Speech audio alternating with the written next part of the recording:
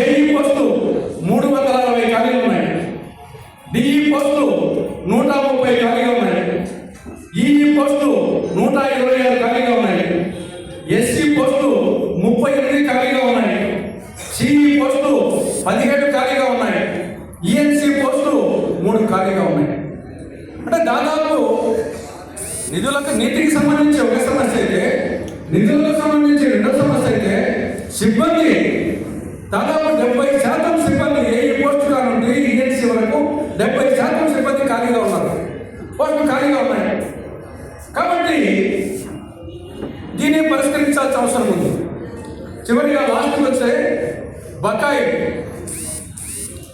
నీటి సంబంధాన్ని సాగునీటి ఉన్న బకాయిలు వచ్చేసి 2309 కోట్లు యాజమాన్యుడే బకాయిలు ఉన్నాయి. కాబట్టి బకాయిలు చెల్లించాలి, సిబ్బందిని పెంచాలి, ఖాళీలు భర్తీ చేయాలి. ఈ ప్రాజెక్టు పూర్తి కావాలంటే నిధులు కావాలి. పైన వచ్చేసి నీళ్ళు వచ్చే విధంగా అటు బ్రిజేష్ కుమార్ ట్రిబ్యునల్ ముందర, అటు సుప్రీంకోర్టులో ఆల్రెడీ గెట్ నోటిఫికేషన్ వ్యతిరేకంగా అక్కడేసాము. అక్కడ సమర్థవంతంగా వాదించి ఈ అన్నింటి సమస్యలను పరిష్కరిస్తే తప్ప మనం ఎన్ని చెప్పుకున్నా కానీ ఈ యొక్క ప్రధానంగా ఈ గ్రూప్లో పోతే తప్ప రాయలసీమ, ప్రకాశం, నెల్లూరు జిల్లాలో బాగుపడవు. కాబట్టి ఆ విధంగా రాష్ట్ర ప్రభుత్వం మీద ఒత్తిడి తేవాలి.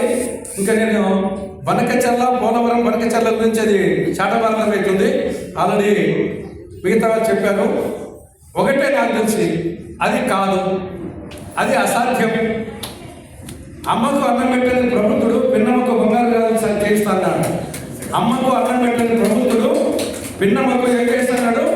బంగారు గారు. నువ్వు అన్నమయ్య ప్రాజెక్టుకు 4 కోట్లకు 5 కోట్లకు దిక్కులాగా ప్రాజెక్టు కొట్టకపోతే పోలవరము, బనకచెర్ల దీనికి 80,112 కోట్ల రూపాయలు ఖర్చు పెట్టి, ఎంత? 80,112 కోట్ల రూపాయలు. 5 కోట్లకు దిక్కు లేదు, అమ్మకి అన్నం పెట్టేదానికి దిక్కు లేదు, బంగారు ఖర్చు చేస్తా ఉంటారు. 80,112 కోట్లు ఖర్చు పెట్టి అది పూర్తి చేస్తారు.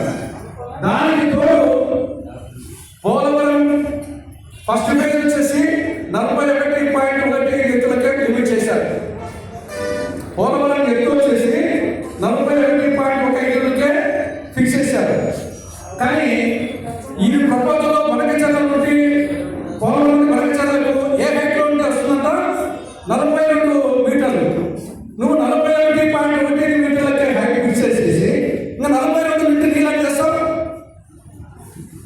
నీకు పూర్తిగా వచ్చేసి 45.72 మీటర్ల ఎత్తులో కడితేనే నీకు వచ్చేసి ఈ యొక్క పోలవరం బనకచెర్ల నీళ్ళు వస్తాయి. నువ్వు దాన్ని ఫిక్స్ చేసి కిందికి 41.1 మీటర్లకి ఫిక్స్ చేసి నువ్వు 42 మీటర్ల నుండి నీళ్ళు తీసుకొస్తానని చెప్పేసి ప్రాజెక్టు ప్రపోజల్ పెడితే ఇది ఏమన్నా చెరువులో భూమి పెట్టుకున్నారా? కాబట్టి ఇది కేవలం ఏదో కాలక్షేపానికి ఏ విధంగా వచ్చేసి కాళేశ్వరం ఏ విధంగా అయిందో ఇది కూడా ఆ విధంగా అవుతుంది. ఇది అసంభవం. కాబట్టి దీని గురించి పెద్ద చర్చించాల్సిన అవసరం కూడా లేదేమని చెప్పేసి నా అభిప్రాయం. కాబట్టి నాకు అవకాశం ఇచ్చినటువంటి నిర్వాహకులకు, మీరు ఇంత ఓపికగా మీ అందరికీ మరొకసారి కృతజ్ఞతాపూర్వక నమస్కారాలు తెలియజేస్తూ ఈ కార్యక్రమ మహాసభలు ఫలప్రదం, జయప్రదం, శుభప్రదం కావాలని ఆశిస్తూ, ఆకాంక్షిస్తూ, అభిలషిస్తూ జగీభవ అని ఆశీర్వదిస్తూ సెలవు తీసుకుంటున్నాను.